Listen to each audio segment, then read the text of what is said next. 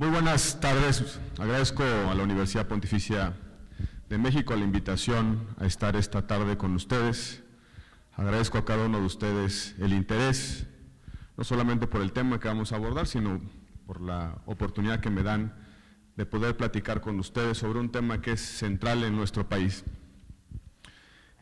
Traje unas cosas que quiero mostrarles. No voy a hacer una receta de cocina, aunque parezca, sino quiero ponerles algunos ejemplos de lo que está detrás de la discusión sobre la regulación de la marihuana.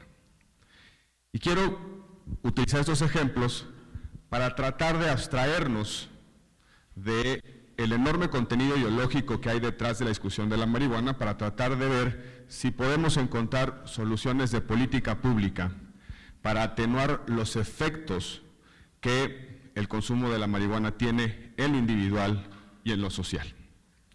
Y por eso he traído algunos productos para tratar de reflexionar con ustedes desde la perspectiva de la política y en particular desde la perspectiva de la política pública.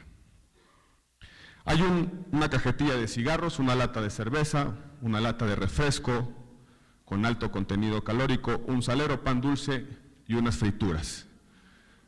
Yo les quiero preguntar, ¿qué advierten ustedes en común en esos 6 productos? ¿Qué tienen en común esos 6 productos? Todos afectan la salud de quienes lo consumen. No solamente eso, también provocan costo social. Detrás del consumo masivo de estas 6 cosas hay un efecto en la sociedad. Tenemos que pagar por atención médica, tenemos que pagar para generar un conjunto de instituciones para proteger y cuidar a las personas y a la sociedad después del consumo. Pero también tienen notables diferencias, uno entre otro. Tienen distintos tipos de regulación. La regulación de estos 6 productos no es la misma, tienen notables diferencias. Voy a empezar, abstrayéndonos del tema de la marihuana, voy a empezar por describirles efectos en la salud de quien los consume, el costo social y el tipo de regulación. Vamos a fijar esas 3 cosas, uno por uno de cada uno de los productos. Me dijeron que esto funcionaba así. La sal. La sal produce hipertensión en 3 de cada 10 personas que la consumen, provoca enfermedades cardiovasculares, que son la principal causa de muerte en el continente americano. Eso produce la sal en la persona en quien los consume. Nos cuesta el tratamiento a la hipertensión en nuestro país aproximadamente 6.5 mil millones de dólares anuales. Es el gasto social, lo que pagamos los mexicanos por atender la incidencia de hipertensión en nuestro país. ¿Qué tipo de regulación tiene la sal? ¿Está prohibida? ¿Tiene impuesto? ¿Es alimento? No tiene impuesto. No tiene, para aclararlo, no tiene la sal un impuesto específico en tanto sal asociado a los efectos que tiene en el consumo individual y en el consumo social. ¿Cómo está regulada la sal en nuestro país? ¿Está regulada o no está regulada? El consumo sí tiene una regulación. Sí tiene una regulación la sal en nuestro país. Una norma que establece que no puede estar el salero en la mesa donde comemos. Esa es una regulación. ¿Qué tipo de regulación es la que tiene la sal? Implica un mensaje al consumidor, un gravamen al consumidor, un elemento que le recuerda al consumidor que la sal genera un efecto en su salud. Si yo le quiero echar sal a los tacos, el gravamen, la carga que tengo es decirle al mesero, tráigame la sal. ¿Eso para qué sirve? Trata de provocar en el consumidor la racionalización de que la sal me provoca un daño. Si la sal está dispuesta en la mesa, simplemente no pienso, se la echo a los tacos. Si tengo que pedir la sal al mesero, no solamente tengo que hacer algo para consumirla, sino tengo la oportunidad de racionalizar los efectos en mi salud de la sal. Tiene regulación la sal. una regulación que trata de activar motivaciones internas de la persona que lo consume. Vamos al siguiente ejemplo. Las bebidas azucaradas, los refrescos de alto contenido calórico, ¿tienen una regulación específica? Sí, sin duda, ahorita la vamos a describir. Efectos en la salud. Es una causa directa de la diabetes, provoca obesidad y otras enfermedades cardíacas. Hay estudios que demuestran que el consumo de refrescos o jugos de alto contenido calórico, de alta densidad de azúcar, provoca enfermedades, específicamente obesidad, en un 60% en los niños, en los menores, y además el color, el edulcorante, el color caramelo de algunos refrescos, dicen algunos estudios, puede provocar cáncer. ¿Tiene efecto el consumo en la persona que consume los refrescos? Sí. ¿Tiene costo social? También. El 7% de los ingresos familiares se destinan a consumir bebidas de alto contenido calórico, pero también al provocar diabetes, tenemos que pagar como sociedad algo para tratar la diabetes. 34% del gasto en salud federal se destina al tratamiento de la diabetes, que en buena medida está generada por el consumo de bebidas de alto contenido calórico. ¿Qué tipo de regulación tiene el refresco? Tiene varias, distintos tipos de regulación combinadas que intentan disminuir la incidencia del consumo, desalentar el consumo. ¿Cuál es el primer tipo de regulación que tienen las bebidas endulcoradas? Impuestos. Tiene impuestos, 1 peso por litro. En razón de que se trata de una bebida de alto contenido calórico, el gobierno determinó imponerle un impuesto, 1 peso por litro, en función de la carga calórica o de azúcar que tiene el refresco. Esperen, ahí está. No, acá. Pero también hay regulaciones que tratan de restringir la oferta. Por ejemplo, no se puede vender en las escuelas. Ya se prohíbe que el refresco con alto contenido calórico esté a disposición de nuestros niños en las escuelas. Tiene una regulación por la vía de la política fiscal, de los impuestos, y tiene una regulación por la vía de excluir la oferta, de limitar la oferta. No está disponible en todos los lugares, específicamente en las escuelas. Son 2 tipos diferentes de regulación. El siguiente caso, los cigarros. ¿Tiene efectos en la salud de quienes los consumen? Sin duda. Causa directa de enfisema pulmonar, además de cáncer en la boca, en la garganta, en el esófago, en el estómago. Tiene efectos en quien los consume. Genera también costo social. Nos cuesta 60,000 millones de pesos anuales el tratamiento al tabaquismo en nuestro país. Pagamos por atender a quienes consumen, pero también a quienes aspiran los fumadores pasivos. Costo individual por el consumo y costo social por consumir. ¿Qué tipo de regulación tiene el cigarro? Distintos tipos de regulación. ¿Tiene un impuesto? Sí, sin duda. Se cobra aproximadamente 220% de impuestos por la combinación de impuestos que tiene el cigarro. El costo de producción, al costo de venta, hay un 220% aproximadamente de variación que se explica por la combinación de distintos impuestos en la producción y en el comercio. Pero tiene otros tipos de regulación. ¿Han visto las imágenes que tiene?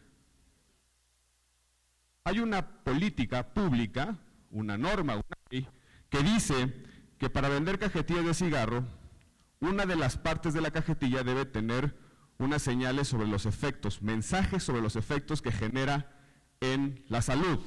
Dice, fumando te buscas una muerte lenta y dolorosa, etcétera, etcétera, etcétera.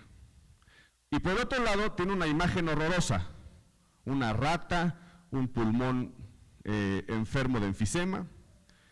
Es una regulación que trata de activar motivaciones internas, disuadir al consumidor, que cuando ve la etiqueta se informe de lo que está haciendo, de lo que va a consumir, incluso una imagen especialmente agresiva le sirva para disuadirla.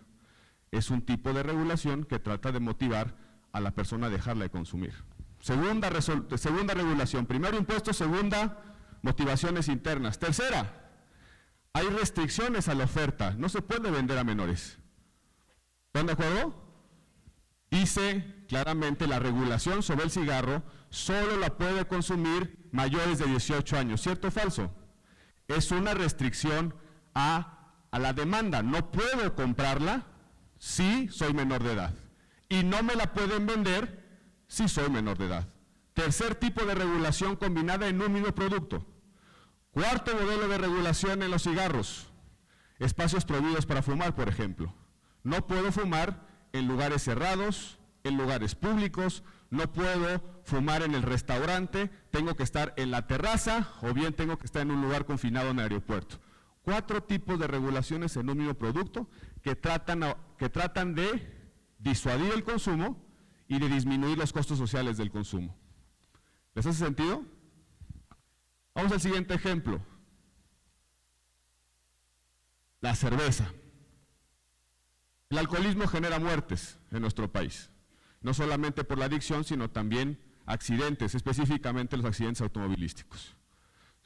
Se dice, en algunos estudios, que hay 60,000 muertes al año asociadas al consumo de alcohol. El 13% de la población desarrolla algún tipo de dependencia, es causa de adicción. ¿Cuáles son los costos sociales? El costo de la atención médica de esas incidencias de adicciones y de muertes en nuestro país. Perdón. 80% de los casos del tratamiento de alcoholismo nos cuestan entre 30 y 150,000 pesos por persona, lo paga el Estado, costo social, costo económico. Además, fragmentación familiar, una de las principales causas de divorcio en nuestro país tiene que ver con el consumo de alcohol. Una de las principales causas de violencia doméstica e intrafamiliar tiene que ver con el alcohol. ¿Genera costo social el consumo? Sí, sin duda.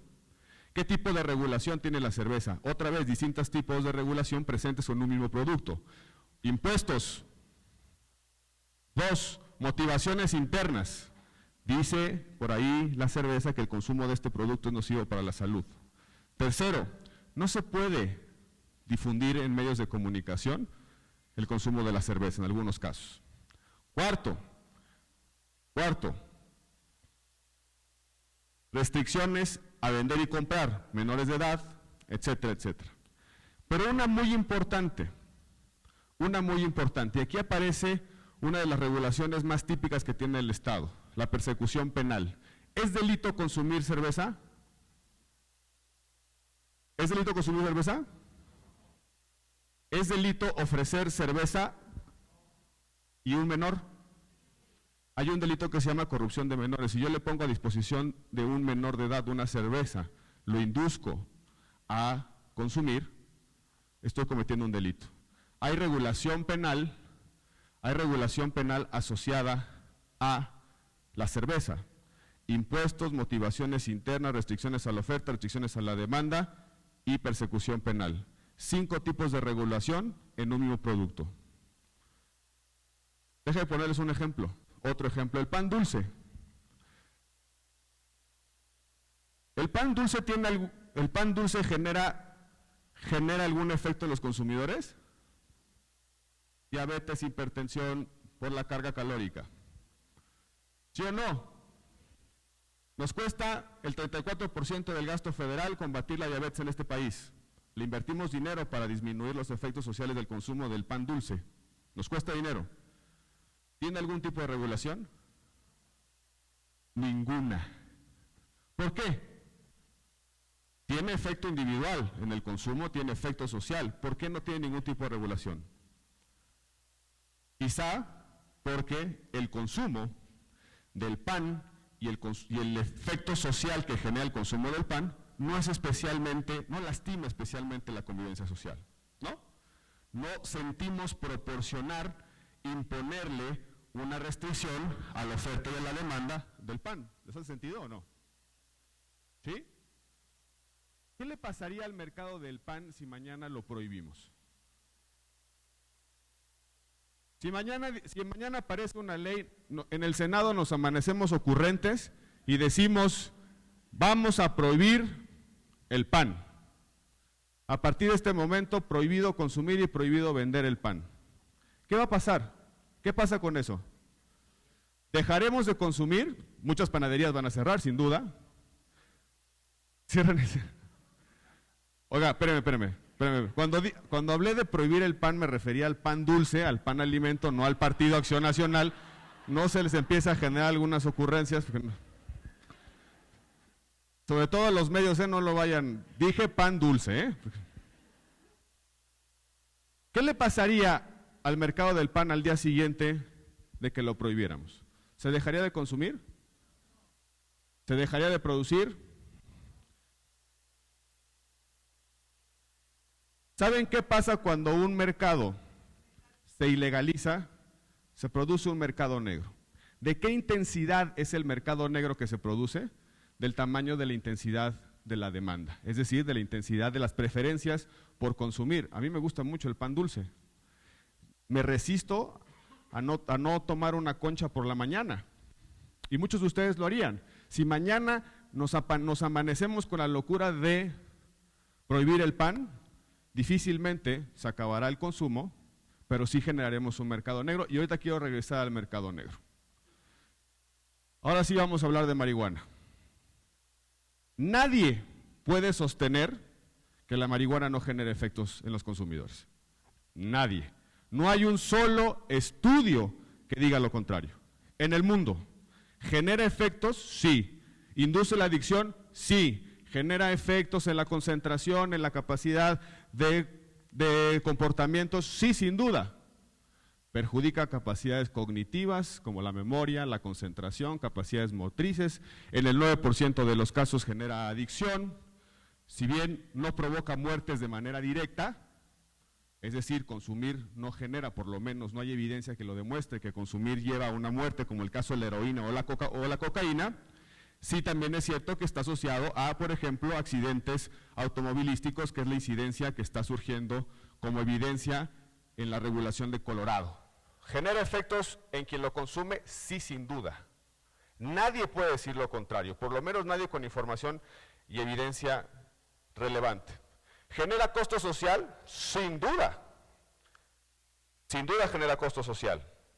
¿Por qué? Porque tenemos que prevenir adicciones, porque tenemos que tratar las adicciones, porque eventualmente la necesidad de consumir una droga alienta a cometer un delito, delitos patrimoniales asociados con una adicción, etc., etc., etc. ¿Qué tipo de regulación tiene la marihuana? Ya vimos política fiscal, vimos motivaciones internas, vimos dejar el salero fuera de la mesa de los tacos, vimos cinco distintos tipos de regulación, aplicadas de manera diferente en 6 tipos de productos. ¿Cuál es la regulación que tiene la marihuana? La mayor, la más dura respuesta que tiene el Estado frente a un comportamiento. La persecución penal. La persecución penal. Prohibido consumir, prohibido vender. Evidentemente tiene algunos matices lo que acabo de decir. Pero la regulación que estamos utilizando frente a la marihuana es la regulación penal. ¿Cierto o falso? Quien venda se va a la cárcel, quien porte por arriba de los umbrales de la Ley General de Salud se va a la cárcel. La gran pregunta que nos tenemos que hacer ahora es si este modelo de regulación está cumpliendo para los objetivos para la que fue creada. ¿Cuáles son los objetivos de una regulación? ¿Para qué queremos regular estos 6 productos? Disminuir el consumo y reducir los costos sociales de su consumo, ¿cierto o falso? Y cada regulación tiene un conjunto de equilibrios para tratar de lograr el objetivo final de reducir el consumo y reducir los costos sociales. Lo que busca una política pública es un equilibrio regulatorio entre fines, objetivos, medios, cómo alcanzo esos objetivos, y 3, que la regulación no me genere nuevos costos sociales. ¿Estamos de acuerdo? Una mala regulación es aquella que agrava los problemas. Una buena regulación es aquella que disminuye los problemas. Déjenme hacerles aquí un pequeño dibujo para explicar este problema. No soy economista, aclaro, pero los economistas explican el funcionamiento del mercado, de los mercados, con una muy sencilla gráfica. Dos ejes. En este eje, cantidad de productos que se intercambian. En este eje, el precio que se paga por el intercambio. Esta raya simboliza la demanda y esta raya simboliza la oferta. ¿Quién aporta el producto? ¿Quién consume el producto? ¿Estamos de acuerdo? Un mercado sin regulación, dicen los economistas, tiende a un equilibrio. En este punto, se intercambian a este precio esta cantidad del producto, ¿sí? ¿Cómo se mueve ese precio? Se mueve en función de la demanda y de la oferta. ¿Les hace sentido? ¿Qué pretendimos hacer o qué pretendemos hacer con la regulación de cualquiera de estos productos, incluido la marihuana? Tratar de mover el consumo, la cantidad de producto que se intercambia hacia acá y eventualmente disminuir el precio o el costo, ¿sí? Bueno, ¿qué hicimos o qué hacemos con el modelo de regulación de la marihuana? ¿O qué hicimos con el modelo de penalización del consumo de la marihuana?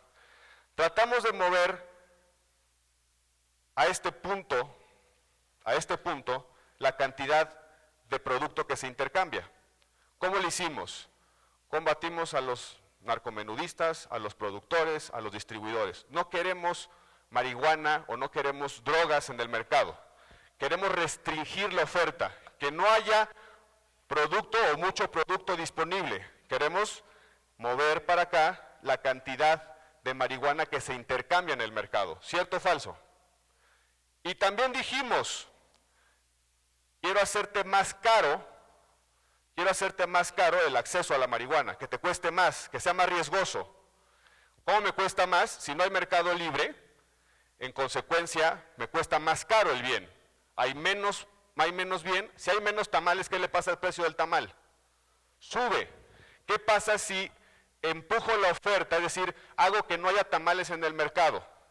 El precio sube y cuando el precio sube, el consumidor tiene un inhibidor a consumir, le cuesta más caro, en consecuencia su capacidad patrimonial para comprar ese producto es menor. ¿Cierto o falso?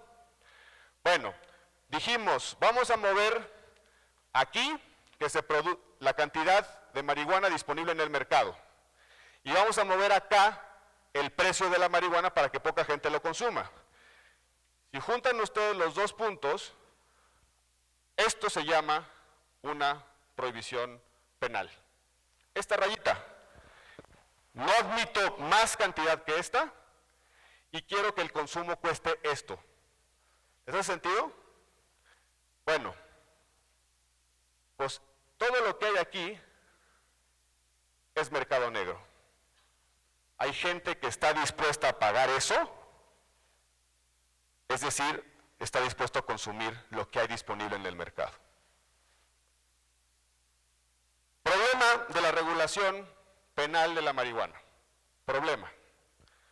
El precio no ha subido. El precio no ha subido. Según algunas encuestas, el precio ha bajado en los últimos 7 años.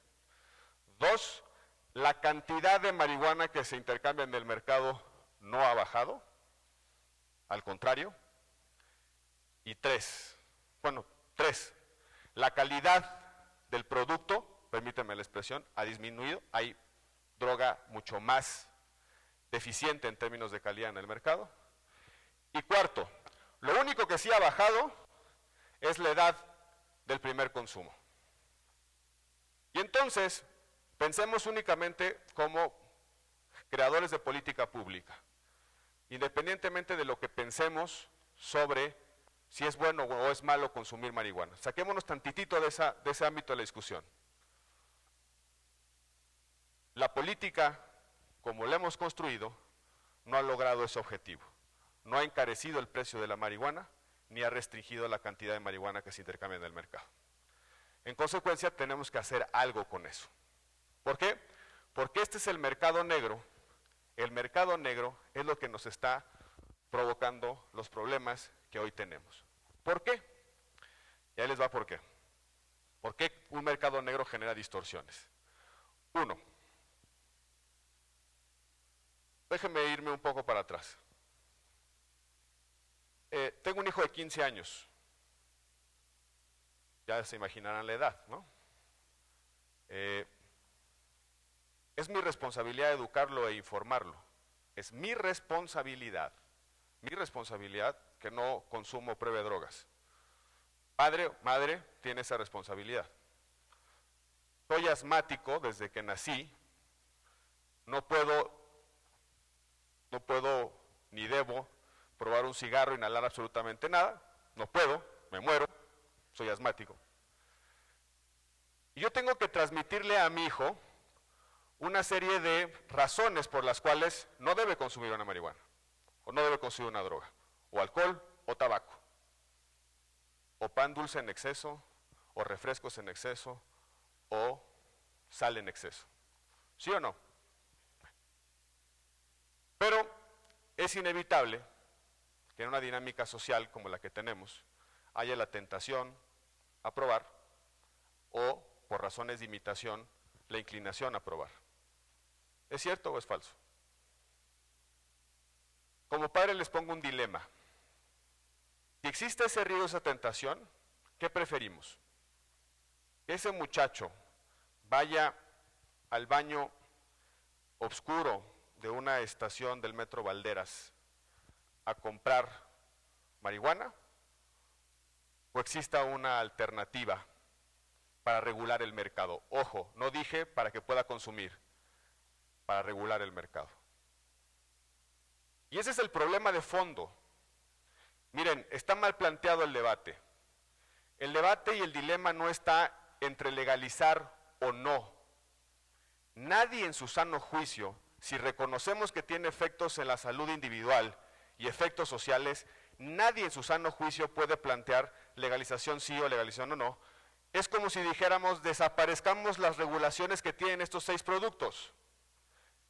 El dilema de política pública está en resolver qué tipo de regulación deben tener en nuestro país las drogas, y específicamente la marihuana. ¿En función de qué? Del daño que provoca a la persona y del daño que genera a la sociedad el consumo de una serie de personas. Y hay que reconocer una cosa, mientras haya una sola persona dispuesta a consumir, una sola, hay mercado. Y mientras haya mercado, hay la necesidad de regularlo. Así de simple. Mientras exista una sola persona que por desinformación, por ejercicio de su libertad, por deseo, por imitación, por desconocimiento, por ausencia de valores en su casa, por la ausencia de un padre o una madre que lo informe, mientras haya una persona dispuesta a consumir, hay mercado. Y mientras que haya mercado, hay una obligación del Estado de regular ese mercado. ¿Cómo? De la mejor manera posible, de la forma más razonable y proporcional posible. Y déjenme decirles varias cosas al respecto. ¿De dónde están los problemas de la regulación de la marihuana? Miren, sabemos muy poco sobre la marihuana, muy poco, ¿eh? No hay información contundente sobre lo que pasaría en cualquier sociedad si se cambia el modelo regulatorio. Hay muy poca información disponible. 2, muy poca información. 2, la marihuana como tal, específicamente la marihuana, tiene distintos usos y distintas aplicaciones. ¿Por qué? No todo implica el cigarro de marihuana que sirve para alterar el estado psíquico de una persona. Hay distintos usos medicinales de la marihuana, terapéuticos, sirve como paliativos al dolor. Algunos estudios informan que hay posibilidades de tratar algunos padecimientos específicos como el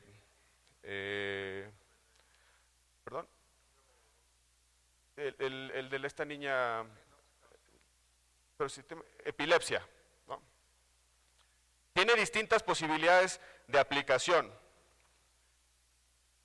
Tercero, según la información disponible, la marihuana tiene distintas tiene unas naturalezas y unas características diferentes al resto de las drogas en términos de afectación a la salud.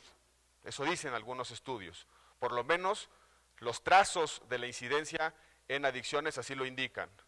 Cuarto, y es lo más relevante, el argumento cotidiano contra ciertos cambios regulatorios pasa por algo, por decir que es droga de iniciación. Yo les quiero preguntar una cosa. Puede haber algunos casos en los cuales la marihuana abre el camino para ciertas drogas. La pregunta es, ¿hay una disposición natural, predisposición natural a consumir una droga? Hay una predisposición natural a consumir agua, ¿están de acuerdo? Si no tomo agua me muero, ¿sí? O alimento, ahí hay una predisposición natural. ¿Pasa lo mismo con las drogas? Yo nunca he consumido una y no siento que me falta algo en la vida. ¿Por qué consumimos drogas? ¿O por qué consumen algunos drogas? ¿O por la oferta, por una predisposición natural, o porque alguien la ofrece, o hay alguien que la consume y yo veo que la consume? Si no existieran los refrescos gaseosos endulcolorados, ¿ustedes tendrían una predisposición natural a buscarlo? ¿O lo consumimos porque existe? ¿Es la marihuana per se lo que provoca escalamiento en el consumo o es la interacción con quien me la vende y me ofrece otras alternativas lo que produce ese escalamiento? No lo sabemos, no lo sabemos. Es que este modelo regulatorio está provocando una distorsión en nuestra sociedad y que tiene que ver con el mercado negro. Miren, es absolutamente falso que legalizando o regulando de manera diferente la marihuana se va a acabar con la violencia. Eso es absolutamente falso. A lo único que podemos aspirar con un cambio regulatorio es a disminuir los efectos del mercado negro. Es decir, a disminuir los riesgos de quien tiene la intención de consumir, de enfrentarse al mercado de lo ilícito, a enfrentarse a la oscuridad de lo ilícito, a la amenaza de extorsión de las policías por lo ilícito, a la clandestinidad de quien le vende la marihuana. En pocas palabras, si un objetivo ha de tener el cambio regulatorio en materia de marihuana o drogas, debe ser disminuir esto, los efectos violentos, el costo social del mercado negro. Porque si hay alguien que quiera consumir, va a ir a buscar la marihuana. La gran pregunta es si podemos generar una alternativa para que cada vez que vaya a buscar la marihuana no se enfrente a un narcotraficante que lo amenace con matarlo. Porque es el mercado negro lo que está matando a nuestros muchachos, no necesariamente la adicción de la marihuana. En otras drogas es diferente. Pero en el caso de la marihuana, lo que dicen los estudios es que no es el consumo como tal lo que está provocando que nuestra sociedad se lastime.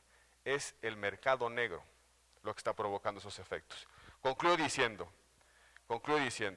la regulación puede ser de distintos tipos. Ya lo vimos en estos ejemplos. Se puede inhibir el consumo sin necesidad de penalizar el consumo. Se puede inhibir el costo social sin necesidad de mandar a las fuerzas del orden a perseguir consumidores. Estos 6 casos nos revelan que la complejidad de la regulación o que la regulación tiene distintas posibilidades. Encontremos la regulación más inteligente para disminuir los problemas del mercado negro. De eso se trata la reflexión desde la perspectiva de política pública, de disminuir el costo social del consumo. Por su atención, muchísimas gracias.